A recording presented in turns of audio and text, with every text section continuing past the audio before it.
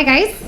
Hi. We're going to start the presentation now just for sake of time, but I would really like to thank everybody for coming today and joining us for our inaugural lunch and loyalty section, our series that we are going to be doing from proudly sponsored by Annex Cloud and our partners at Salesforce. So we thank you guys for coming. Obviously, my panel has already joined me up here today. I'd like to start by introducing Ekta Chopra, Kristin and Maciek Gorzkowski from Annex Cloud. And we are today going to be focusing on digital disruptors and what that really means. So without further ado, there we go. My name is Jeana Gentile. I am the Director of Strategic Alliances at Annex Cloud. And as I said to you before, we are going to be talking about digital disruptors today and what that really means. And how we view it today is that it's really a shift in the way that we are looking at e-commerce and retail today in our space. And my first question is going to go to Ekta. Okay. I'm ready. I'm ready. I'm on that chair. It was like, it was hard to get on the chair. But I'm so, Ekta, what does it mean to you to be a digital disruptor? What's your definition of it? Yeah, disruption to me means, you're scrapping and throwing away anything that you did before, and you're rebuilding it in a way that's like really innovative and something new, right? And I think if I think about the shift that's happening in retail in general, how you're breaking the barriers of just being brick and mortar, online, treating them separately, to like really treating them as like one channel. And so I think disruption means to me that, forget about your bad habits, recreate something really amazing. Mm-hmm. Awesome. Yeah. And Kristin, from your perspective, what does it mean to be a digital disruptor? I would agree with you, and I would say that it's also being a change agent, so someone who's really looking to leverage technology to really make change and to put the customer at the center of everything that you're doing, because our customers demand that today. They want to be known and they want things to be relevant. And at Salesforce, we actually call those disruptors trailblazers. And so we've named Ekta as a trailblazer. We recognize her as one because she really is that in leading E.L.F as they move forward.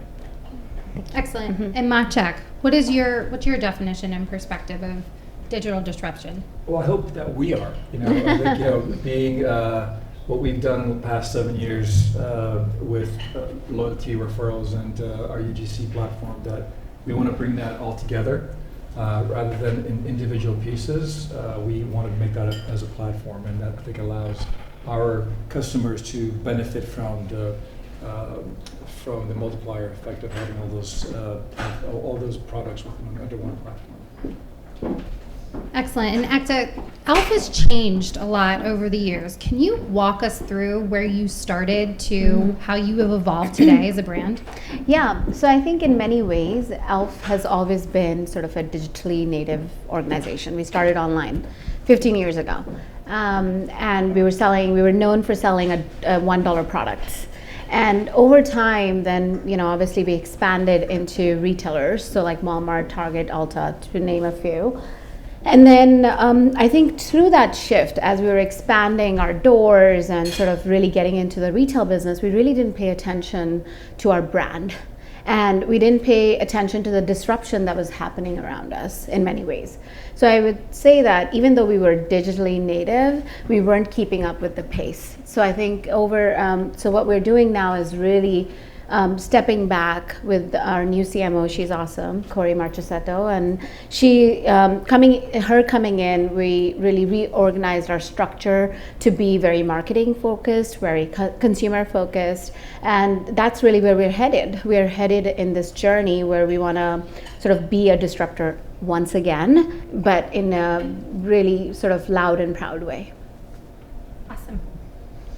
And Kristin, this is for you. So piggybacking off of what Ekta said, so marketing has changed over the years, and we are now walking into the age of intelligent marketing.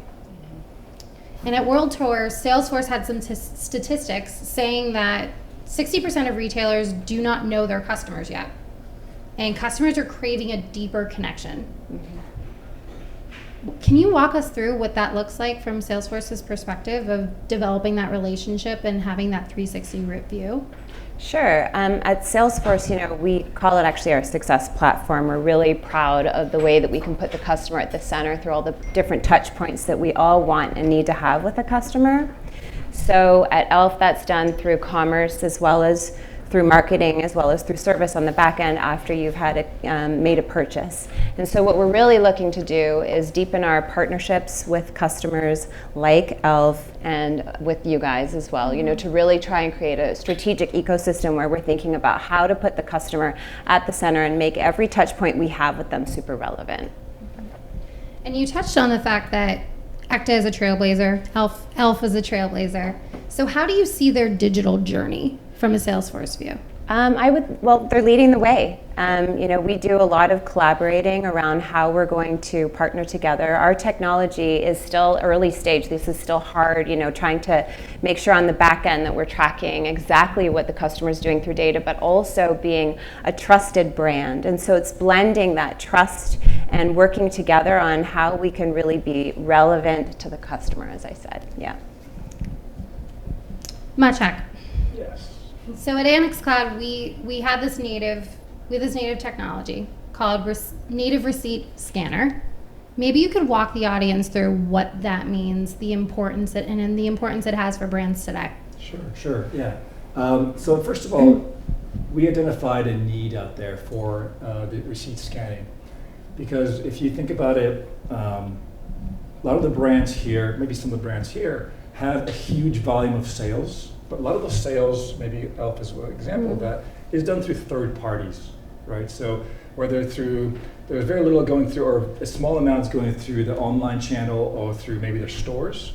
A lot of it's going through third parties. So if you think about it, so you might know potentially like what you sold, you might know where you sold it, you probably don't know when, and you certainly don't know who you sold it to, right? So our goal really was to bring that consumer closer to the merchant, to make sure that that merchant can have a better relationship with that end consumer, right? And we made that relatively easy for the end consumer. So the end consumer can either scan their receipt, they can upload their receipt onto the on the web. So there'll be a place within E.L.F to upload their receipt. They can scan the code. Or they can text the code. So the idea there is very easily they can actually put that information into our moderation engine. And our moderation engine will allow us to automatically scan the receipts. So we have hundreds of retailers that through OCR technology, you can actually just automate that entire process. And if you have other ones that say some of the retailers aren't already in there, we can teach our system, our algorithm to learn the receipts. And those receipts can port straight through, so that we can moderate those receipts. And the benefit for the user is simple. They get points. So this scanning technology is part of loyalty. And so for the user can simply add their receipts. We moderate those receipts. We give them points, and those points can be used for products or discounts or even experiences if E.L.F team so wishes. So in a world where brands are striving to have an omni-channel experience, E.L.F is taking a different approach. Could you walk us through the bet that you're taking with going completely digital? Yeah, I think what we call it is digital double down. And it really is one of the strategic imperatives. So if you listen to our earnings call, it is one of the digital imperatives, right? And so I would say that, bringing that focus back on brand and really making it sort of all about the consumer, I think there's no other way to do that through this digital lens. Almost connecting these offline and online touch points and really learning about your consumer, deeply connecting with them and making every sort of experience relevant for them. So as I think about sort of this native receipt scanning app in that case, we're changing our loyalty program completely. It's not about just getting points anymore. It's about building a deep relationship with them, really understanding it doesn't matter where they shop. If we can create an awesome loyalty experience for them and make them fall in love with our brand, their journey with us is going to be sustaining. And then leveraging that data to create these amazing experiences for them really just sustains it for a really long time. And you have a lot of peers and brands and different retailers in the room today, and they're all in the midst of their own type of disruption. What would be your key steps and guidance to becoming a trailblazer or to becoming a disruptor in the industry? Yeah. Risk taking. I think traditional, I grew up in technology, so marketing and sort of running the business is fairly new for me. But I think the one thing I've learned throughout my journey is that you have to take risks and you have to sort of forget about perfection and really think about it as a continuous evolution. And so as I think about everything that we're doing, we know that this is a sort of a radical way of thinking in some ways, but we're excited because I think that's when disruption happens, is when you take those risks. And we did that when we were the first almost to kind of connect all these clouds with Salesforce. And for us it was like, okay, is it going to work, is it not going to work? And we had to do it in such a short amount of time. It's the same thing as here, like receipt scanning and sort of getting it out in front of our consumers, but we think it could be a big unlock for us. So. And together with working with Salesforce and Annex Cloud, you're hoping to drive that repeat purchase rate. So tell us more about the technologies that you've chosen, why you chose them, and how you're planning on leveraging them collectively. Got it. So I think as I think about our investment in Salesforce, which is Commerce Cloud, which is the digital, Marketing Cloud, which is almost like the messaging for every single channel. So Service Cloud to service our consumer, order management that processes our e-commerce orders. We set up an awesome foundation that's fully connected, just like our consumer journey. So from pre-purchase to while they're purchasing on our side to post-purchase and building that advocacy. And that's where sort of the loyalty piece comes in. So our strategy really is have an awesome engine and then go deep expertise where we need to bring on these partners and sort of the Salesforce's ecosystem that already has these built-in cartridges. It just makes it very simple. And yeah, it's still a journey. It's an evolution, but one that if you get it right and you continuously evolve and learn, really helps you sort of do some amazing things. Awesome. Well, thank you guys so much again for joining us today. We appreciate your expertise. Does anybody from the audience have any questions for the panel today? There we go. Hang on. Oh, goodness. Yeah, you get the mic. So outside of the receipt scanner, what are you doing to address the shift in mobile purchasing and mobile usage, specifically with your user base? Great question. So my whole team is here, right there. We just spent, including our Salesforce, Megan team, she's part of our team. I think we looked at our roadmap, and there's really 3 or 4 critical components to going down the path of this one-on-one personalization. Loyalty is a key component there. Having the best-in-class in mobile infrastructure is a key component there.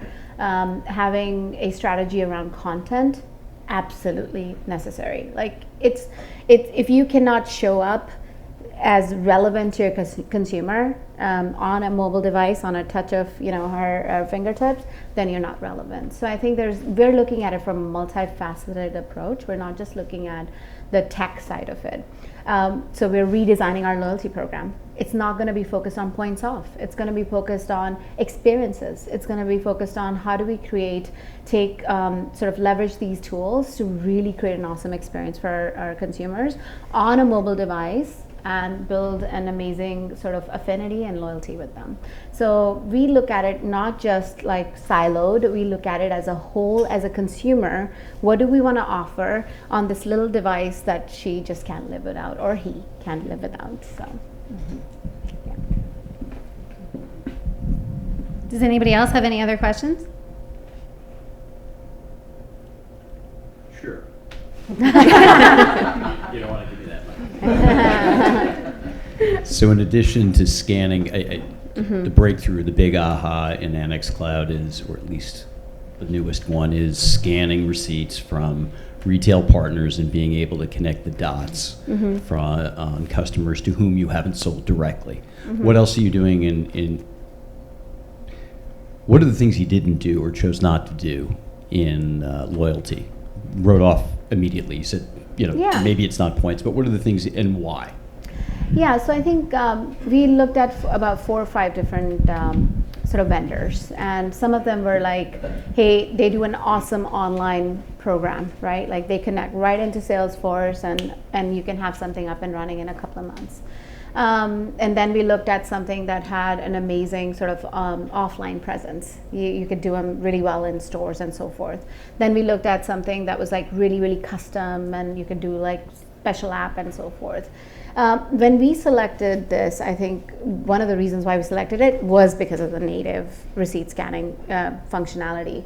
So to your question, what we didn't choose to do was just focus on one channel. We wanted something that bridges the gap between physical and sort of this digital unlock that I think, something that I think is very unique in some ways, because we get our Nielsen report, we get like what SKU was sold on whatever, we don't get that consumer level data. If I can get that consumer level data, not just what she's purchasing that's E.L.F, but beyond E.L.F, right? Like if in her basket, in her receipt, she bought a E.L.F lipstick, but a skincare that was L'Oreal. Why? Like, how do I sort of, get in front of that? So, and then leverage that data to like truly message to them. So I think what we chose to do was not just focus on sort of a deep expertise, we do it online or offline, but choose something that can bridge that gap for us. I got a follow-up question. I don't need the mic. I can actually hear you. Nobody has trouble. Any pushback from the retail partners? Yeah, I mean, I think none of them are gonna probably, with the exception of, I'll say, Ulta, because Ulta is very, they're a great partner for us, and they want to do like really cool and fun things with us. Like Walmart and Target would never let us publish our loyalty program there. So we're gonna have to put a sort of a huge effort around this initial launch and sort of amplify our new loyalty program, and that's a strategy that we're going to approach. But who knows, maybe in future they might let us, but they're very strict about their guidelines and so forth. But I feel like Ulta is one that's very open to some of these things. Yeah. Yeah, you're a public company, so I could look this up. Oh, of course. I didn't, but ballpark split between direct sales and channel sales. Yeah, so because we're a public company, I would say it's like 20% online, 80% is retailer. So our retail partner, that's where the big unlock for us is. So as we do this marketing sort of initiative, it's building this brand affinity and love with an awesome loyalty program, but we don't really care where they shop. I mean, it'd be great if they shop with me, because then my P&L looks good. More revenue. Yeah, we talked about this with Ekta. We said that, the whole channel shift thing, right? Like, not upsetting your partners, where, let's say in some cases could be 95% of your revenue comes from them. And how do you manage that? And Ekta was saying, look, I just want to know my customers better. I want to know what else they buy along with this. How do I complement this product? Because they might be using it. Yeah, eventually you might say, okay, well, if you bought this on this date, you may want to refill by this date. Sure, that could be a potential, right? Or what else are they buying with that product? Tandem purchases. Are we, tandem purchases? Well, we have a competitive product to that or that. Maybe we can push that product. So that's one strategy. That's Ekta's strategy, and again, softly, right? On the channel shift. And there could be some of you that might think about, hey, I need to really look at my margins, and I'm trying to shift the audience to buy directly from me. And I think that's the thing that you have to consider, how sensitive your third parties, whether you're retailers or e-tailers, are to that, and how to manage that. But you have to manage that channel, of course. And I'll just add one thing to it. I think it's an evolution. Once you really, really know your consumer, I think there is so much you can do with that, right? Like you can launch exclusives on your site that they cannot get somewhere else. You can launch some sort of an awesome experience on your site that they cannot get somewhere else. So I think there's different ways to sort of, make it where they have to come to you for certain things. But for a regular purchase, there's a Target right next door to them. Why would they want to, come and wait for their product? They should just go and pick it up. As you said, experiences, right? Yeah, experiences are product that are unique to the site.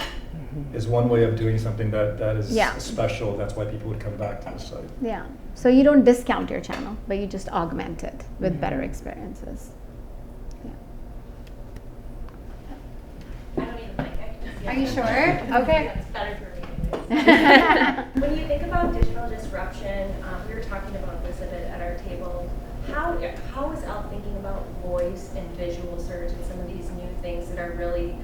building up a lot of traction in the industry. I'm laughing because my digital product manager is sitting right here, Jeana, and she gets probably 10 emails from me. What are we doing over here?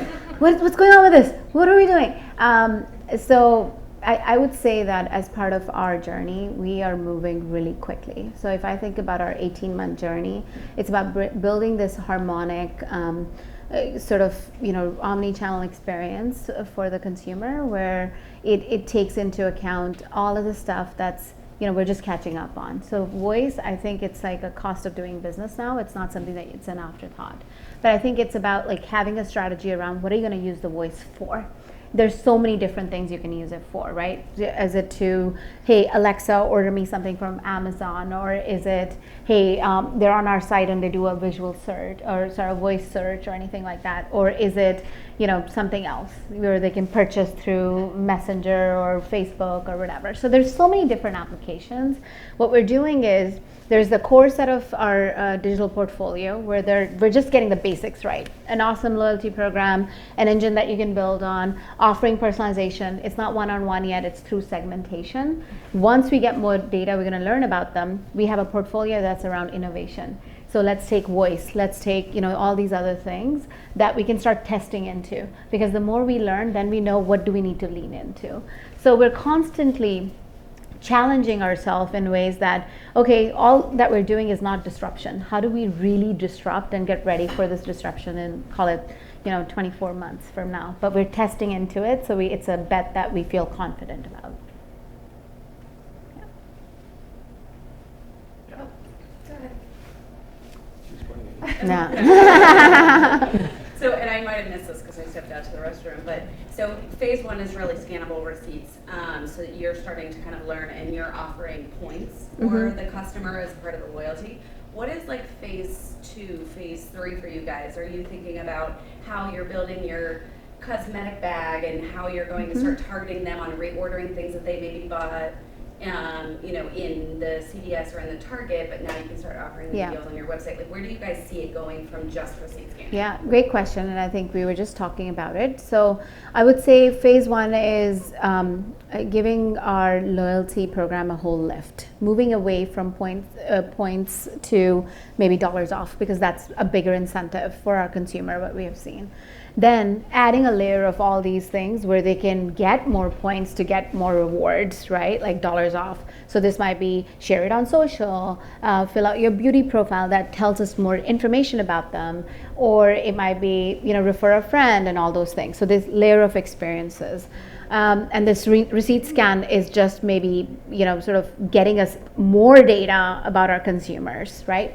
So that's phase one. Now phase two is, if I look at our tiers, so let's say our top tier, which is like top 500 consumers, how do I make them advocate? How do I make it so special for them that they feel like, oh my God, I'm part of the E.L.F. elite program or something like that? So that ways we can now bring them into a secret app, Slack channel, a couple of other things that we're playing around with, where we actually sort of allow them insights into our new products. Have them test it, have them be part of something cool that we're going to launch on the site, have them come to different events. So there's so many different things that we can do with that. Another piece that we're looking at is, once we have this consumer data that's more, call it from the Walmart and the Targets of the world, right? How do you incorporate that into your full marketing messaging? So performance marketing, whether it be email marketing, and whether it be SMS and so forth. So hey, we know that they purchased something 2 weeks ago, but we know that we're doing a big launch with Target. So do I send them, hey, go check this out, and if you purchase it that day, you get some sort of a discount. So I think the opportunities are endless. You just need the right engine. And I think then it's about how do you constantly innovate it? Because there's always something changing. But if you have an engine that allows you to constantly change it, I think that's the differentiator. Yeah. First, just thank you for taking the time to share this with us. It's been tremendously valuable for our team. But my question is around your philosophy around where you structure for this, or where you partner for which areas of this that you take on. That would be helpful. That's great. So I think for us, the first step that we took, which was last year, or actually made the decision in 2017, was to go with Salesforce. And one of the reasons why we did that was I don't have to maintain and I don't have to worry about infrastructure. I don't need, somebody worrying about performance and this and that. All that headache is gone for me. So having the right engine for me was really important, because I know that I have a small and nimble team. It's right here at this table. And how do I sort of, I knowing that factor, how do I get that engine? Then number 2 is, once you have the right engine, Salesforce is awesome, but they don't do everything. Maybe not yet. Maybe in the future they'll buy the whole world.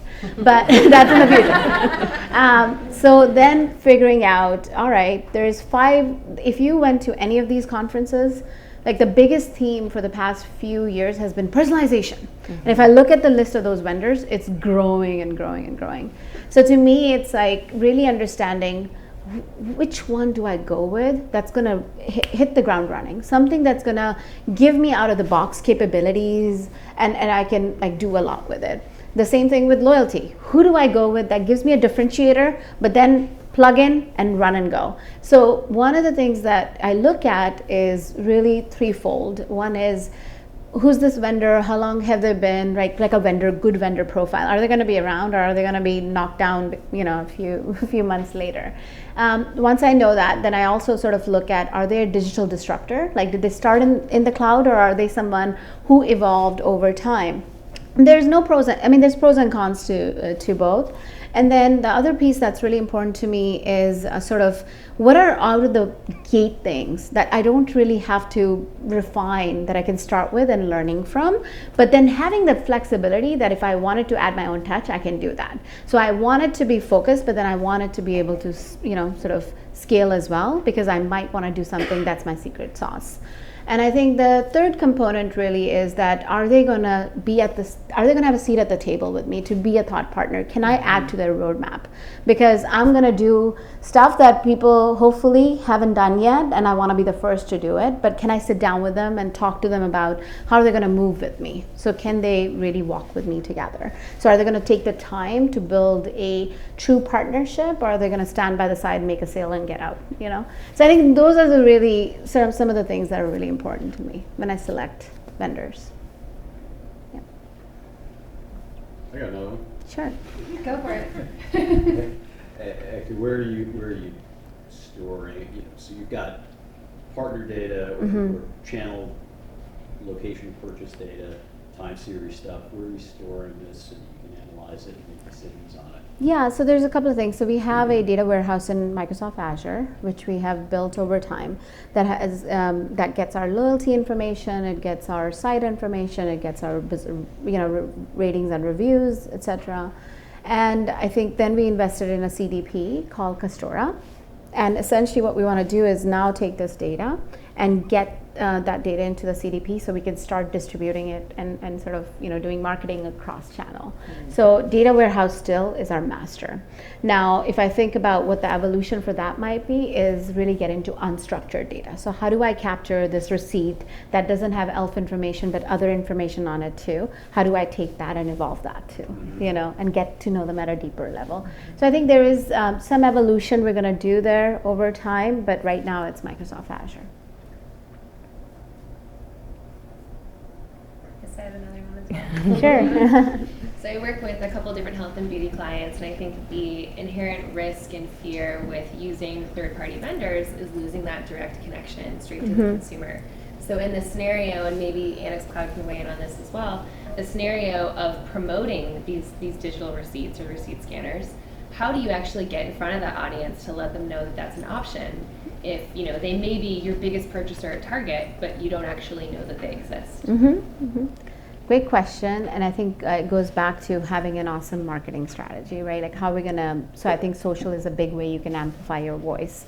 So I think we're looking at how are we gonna bring this program out of the gate, like loud and proud. Hey, we have a new program, and sort of give people incentives to actually talk about it. Perhaps even collaborating with someone, doing a contest and things like that. So I think you're absolutely right. Like, I don't know initially who is shopping at Target or not. So So I think it's a matter of getting enough people out there, enough channels to know that E.L.F has a new program, and then people who have purchased, like in our offline boxes, maybe dropping a note in there or something like that. So definitely there's going to be some paid media component around amplifying this, really leveraging our social channel to do that. And yeah, I mean, that's the out of the gate, just knowing that we don't know who shops at Target and Walmart. I think Yeah. it's all right. I mean, in product, whatever you can. Again, it depends on the customer, right? So we have a customer, PV Electronics, and they, some of those receipts are handwritten receipts from mom and pop shops. So those aren't going to be. They'll still be managed by us.